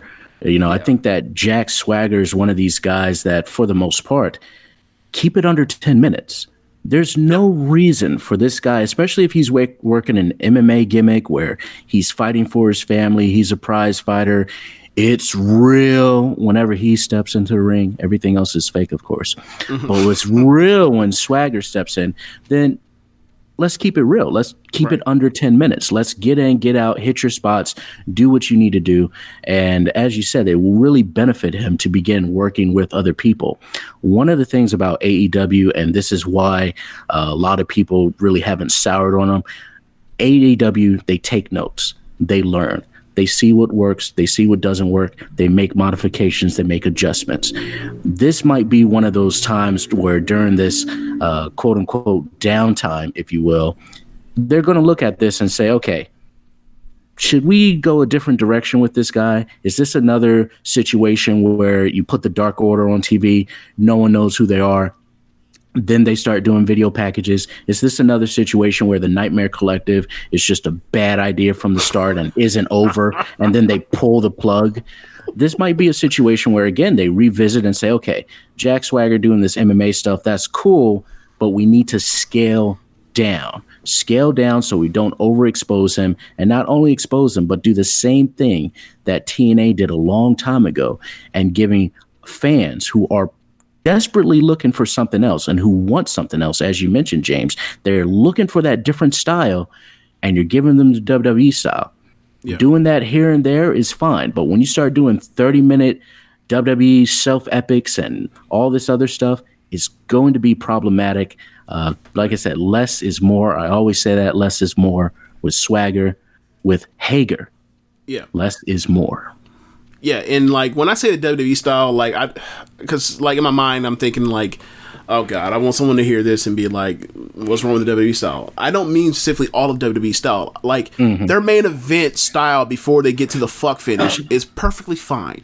Their style when it comes to them at having one of those top of the hour matches that the Seth Rollins, the AJ Styles, Rey Mysterio match is more than fine, more than acceptable. I can watch that all day. I'm talking specifically for the non, like the we don't care about this match WWE like 2000 early 2010 style. Like no one wants to see that no more.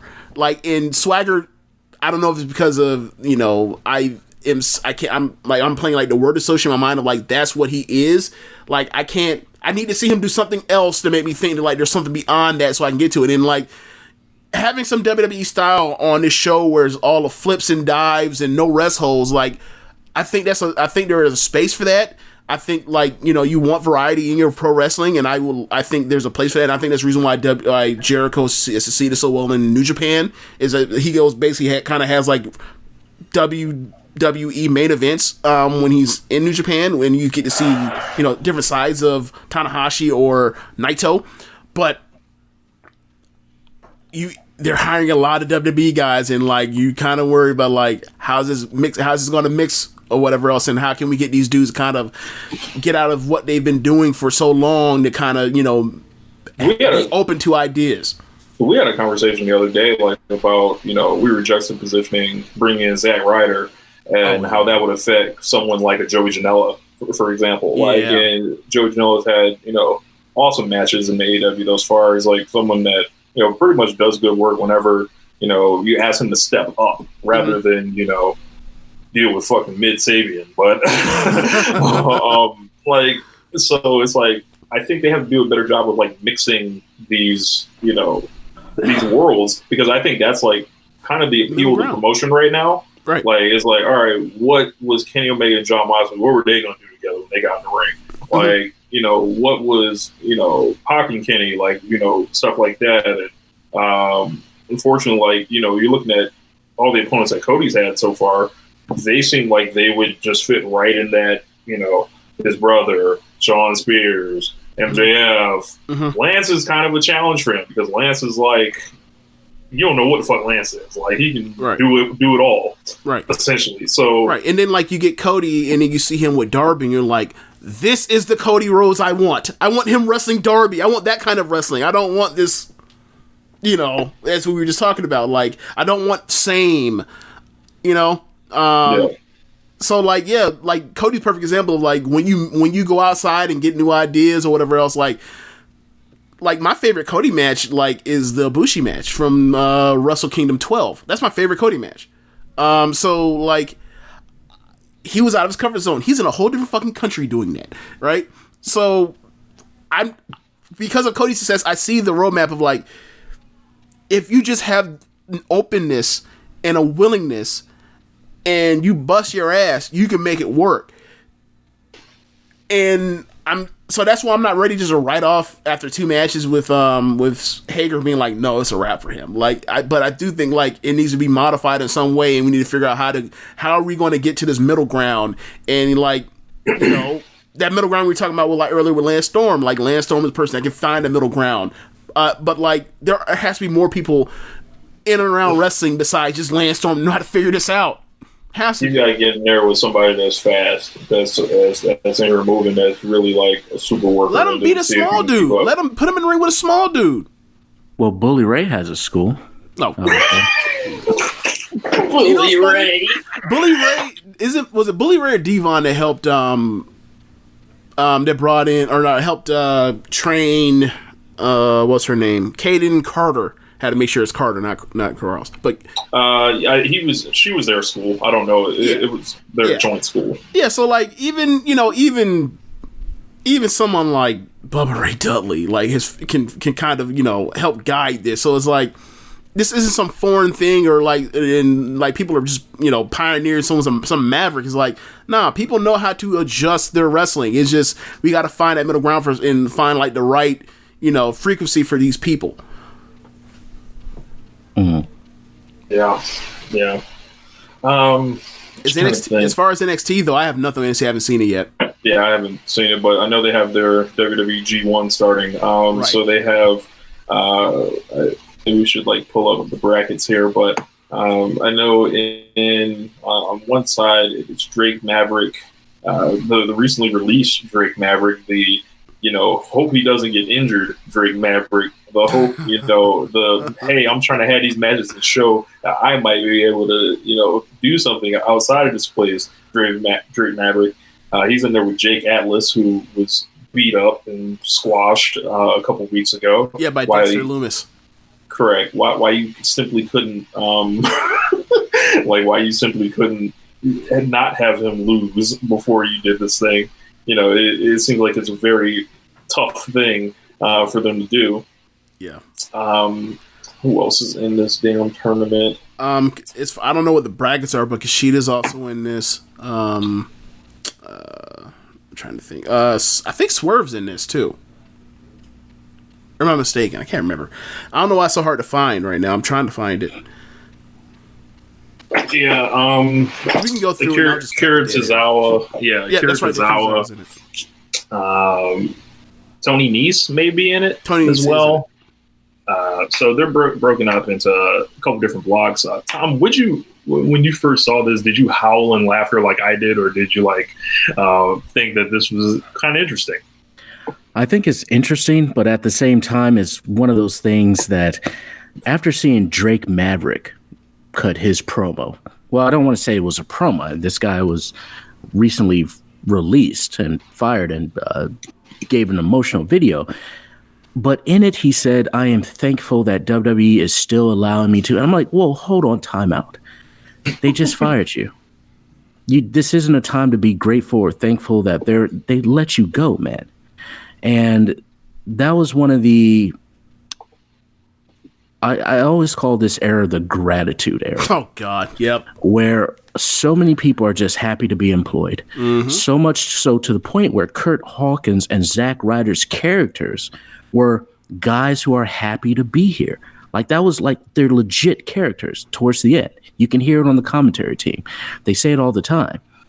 You have these wrestlers defending WWE 2K20, this terrible video game that came out.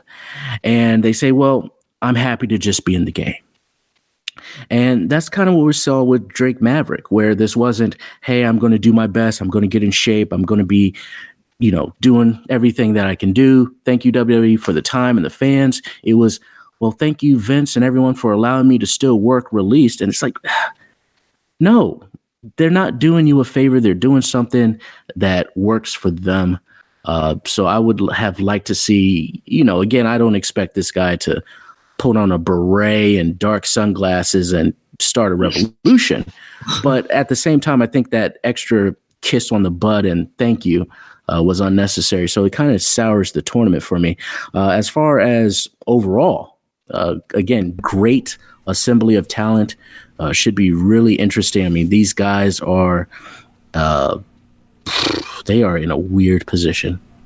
They are in a weird position, which is, I'm just going to be honest. I can't watch it because it just makes me feel uncomfortable. These guys are going out during a pandemic to wrestle for a company that doesn't care about them and that will, if they need to, release them 24, 48, 72 hours. There's no guarantee here.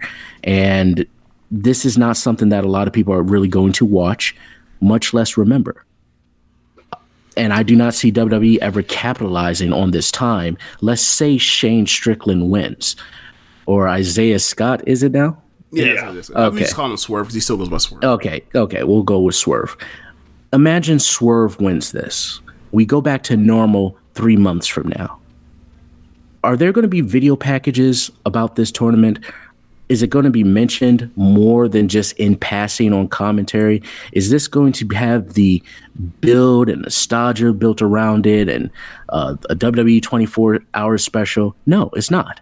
This is just going to be something that's going to be in the background. It's going to come and go. It's not going to be worth anything. And I just see it as pointless. And it's happening during a time where this really shouldn't happen. And it's happening during a time where we know the company really doesn't care about its employees. So it's sad. Or I shouldn't say employees. Contractors. Contractors. I got the full list. I got it there too. Okay. Yeah, Group A is Kushida, Drake Maverick, Tony Nese, and Jake Atlas, and then Group B is Akira Tozawa, El Hijo del Fantasma, Jack Gallagher, and Swerve. Like, yes, I would like for there to be a crowd for this. Well, if there were a crowd, then like that means there would probably be no travel ban. Therefore, there'd be no need to have an interim tournament. But like the amount of talent in this thing, specifically in Group B, is like incredible. No disrespect to Group A, because Group A has Kushida, who is probably the best wrestler of the whole bunch. But yeah, I'm going to watch it. And I'm going to enjoy it because there's a bunch of wrestlers I think wrestled their ass off. I love Kushida. I love Swerve. I love Akira Tozawa. So I'm going to watch it. Like the stakes as far as like, you know, making your wrestling, they're not really there. It's an interim. It's a round robin for an interim title, right? That's only exists for a travel ban. Like, so why now for an interim championship, James? I think it's just to fill TV time. To be honest with you, you know, they have champions that regularly don't show up most of the year. Yeah, I get you. Right? Yeah, right. But that remember, that is on the main roster. That is not the network. But what I will say is, when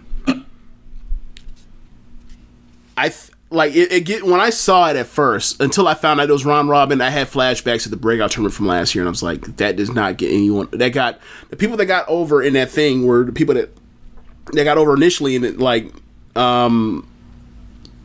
you had the people that got on was like Garza and Swerve and ACH, and then those are the people that got over the most in that tournament. And then like ACH won it, but like they got rid of Swerve in the first round. They got rid of Garza in the second round. It's like, okay. And then you look and you flash forward to now, and it's like, look where Garza is, look where ACH is, look at where like Cameron Grimes is. It's like, okay, like you this was a time filled thing because you lost so much talent out of your tag team divisions and out of your singles division with Johnny being injured and pulling up Ricochet and Aleister Black, and you had no way to you had to repopulate that. But like what y'all should have did at the time was push Keith Lee and Matt Riddle, and now we're still feeling the effects of what happened last year, and like that's the reason why like NXT feels the way it feels weird. Is like they got juice when they got on the network because they started like just giving you blowaway matches and everything else. And then like this time around, it's like you look at viable candidates for the future or whatever else, and it's like Velveteen's needs to like get rebuilt up. Keith Lee's been moved to like he's been moved to the secondary champion at a time where like the secondary class is like the weakest it's been in a long time in NXT. And then Riddle's in a tag team, and his tag team partners like on the other side of the world. Like they're in a weird place as far as like future contenders for, you know, Adam Cole's title. And like I guess the thing is like, well, we're kind of stuck right now. Let's try to heat Swerve back up because we let go of the rope on that one. Let's heat up Kushida because we fucked that up from get go.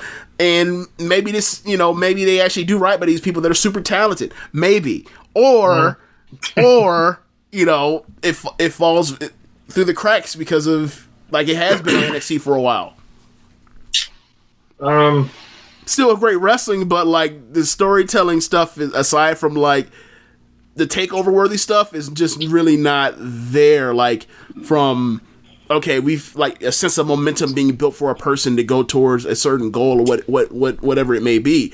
It just feels like they're doing destination television, and like that's cool, and it's a lot better fundamentally than what the main roster does. But like it still feels like there's something lacking. Yeah.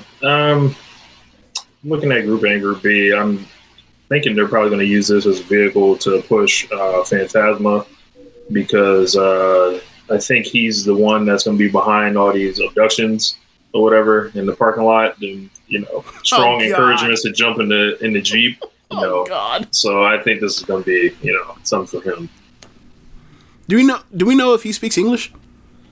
I do not. Okay. I think they did give him a video package last week. Okay. What I heard, so I have to get around to it. I plan on watching after the show. But yeah, guys, we did lose Howard Finkle this week, so just wanted to talk about him real quick. Howard Finkle has a big, like, classic voice of professional wrestling. You could say going from the 70s to like the mid 2000s before they like took him off air. And all that. He literally has a chant. Everyone, chants one fall, kind of because of Howard Finkle. Right. And I watched, like a lot of people did. I would say there's also and new because of him too. Yeah. When he when CM Punk brought him out to be his personal ring announcer, I remember really liking that at the time, especially them being in Madison Square Garden and everything like that. I watched him on Legends House, years ago and all that, and just. Seeing he was just a really kind of nice guy. It's sad when anyone, dies. He was 69 years old, but just a voice that is associated with so many great memories and, big stars. Yeah, Howard Finkle was the voice that connected so many generations. Again, we talk about the 80s, we talk about the Hogan era, we talk about the new generation, the Attitude era, even Ruthless Aggression in some respects. And just an amazing voice that always felt big. And when I say big, not just the booming voice, the authoritative voice, but there's just certain matches that when you hear Howard Finkle's announcing, it's the main event. It's important. He is the Michael Buffer of pro wrestling, hands down. Not only that, but he is part of the generation where we always talk about vanilla commentators and glorified microphones, human microphones. I remember, Kathy Kelly left WWE not too long ago, and yes, people were sending condolences as if she had these great moments. I'm like, no. Listen, if you think she looks great, that's fine, and you can say that. If she has a interesting personality on Instagram, that's fine. You can say that. But to pretend as though she's leaving behind this huge legacy that will never be fulfilled or replicated, no. Guys like Mean Gene have left shoes that to this day have not been filled. Howard Finkle is the same way. There are so many commentators and personalities of the past that were more than just guys on a headset or guys holding a microphone. They were personalities, and it was part of the presentation. It was part of the company. And right now, I cannot think of anyone, just specifically in WWE, that would leave today, a part of this new generation that could leave today where I say, wow, that guy right there, tons of moments, no one's ever going to replace him. That's a hard goodbye. And when we start taking a look at the wrestling landscape, more so just in America, you see that that's really the case. There's really not a lot of people like Howard, not a lot of people like Mean Gene. These guys were one in a million. And unfortunately, as of right now, and maybe I'm wrong in starting next year or 5 years from now or 10 years from now, but we're not really seeing that replaced in any way. And so, yeah, definitely rest in peace to Howard Finkel. Always loved the Fink, and I hate that one of his last TV appearances, when he was introducing CM Punk, when you take a look at the video online or you watch it on the network, this big moment from this iconic voice and this iconic character and this iconic person, Michael Cole is just busting his chops. Jerry Lawler snickering. Booker T is trying to put him over. But yeah, again, this was one of those moments that for Howard's personal highlight reel, less is more. It's good to lay out. Let the man do what he needs to do. Let the fans really appreciate it and give him his roses while he's alive, rather than him going back home, queuing up the tape and hearing Michael Cole snicker and all this other crazy stuff. Apparently he was bullied heavily in WWE. Percy Pringle and exactly right. Yeah. Percy Pringle, so the late Paul Bearer, and Jim Cornette spoke about that on a shoot series a long time ago. And yeah, like I said, there's never going to be another Fink, and definitely rest in peace. Yeah, I think he's one of the great ring announcers that I've heard, and I think it's cool. It's cool that he has a distinctive sound and his own call that like makes you think distinctly of him. So like when I think of it now in terms like I think of New Japan's ring announcer, I think of All Japan Women's ring announcer, I think of Finkle, and I think of like and I think of Justin Roberts to an extent, like when he the John Cena or the his Undertaker call is the one people ask him to do on request, like he's a damn toy that you just pull the string out of his back and he'll just do it on command, and he will because he's nice. But I think that I don't know how people can do those jobs or whatever else, but like I think that he was great at it, in one of the ones that I can like think of distinctly. So, do we also want to throw out Ricardo Rodriguez as well?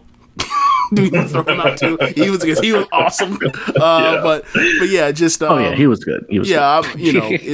He's a person that's like I don't really know how much attachment I should have with him, but like he's somebody that like I have fond memories of. And and obviously he'll be deeply missed by a lot of wrestling fans. The following contest is scheduled for one fall. Right. Yeah, you can't do it better than Fink. But I think it's a good place to leave it. So Tom, definitely thank you for joining us. Let everybody know where they can find you and drop your plugs. Yeah, thank you guys for having me. I do love listening to your show. It's always a fun listen. With the various guests that you have on, or even if it's with you two, the Teddy Riley and Babyface of pro wrestling podcasting. What?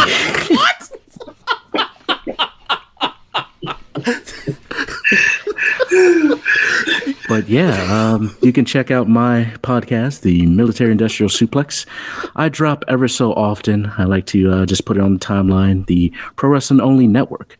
So we're on SoundCloud, Spotify, iTunes, everywhere, in time and space. Yes, sir. I'm still over cracking up over this. I was like, I don't know. I think it's hilarious, but like, I don't know if I should feel insulted because like them, like Babyface is like 62, like Teddy Riley's 52 or something like that. Like we ain't that damn old. Like can we at least be called like I don't know, the T-Pain and the Dream of I don't know what to even do with this. But yeah, like but yeah, definitely thank you, Tom, for joining us. And but that's it to the show. Be sure to rate us on whatever app you're using to listen to this. Tell the folks about the Social Suplex Podcast Network. Be sure to check out our friends at Powerslam.tv, the sponsor of this show. If you're a fan of independent pro wrestling, they have over 5,000 hours of footage from all over the world. Use the code Social Suplex to get your free month's trial. Don't forget to visit ProWrestlingTees.com/SocialSuplex. Pick up some official Social Suplex Podcast Network merchandise. Be sure to check out the other shows on One Nation Social Suplex Podcast Network. On Sundays, we have this show, One Nation Radio. Tuesdays, Keepin It Strong Style. Wednesdays, the Ricky and Clive Wrestling Podcast. Every other Wednesday, Grown Men Watch This Shit. Fridays, we have Get in the Ring. And on Saturdays, we have All Things Elite. Thanks for listening. Later. Peace.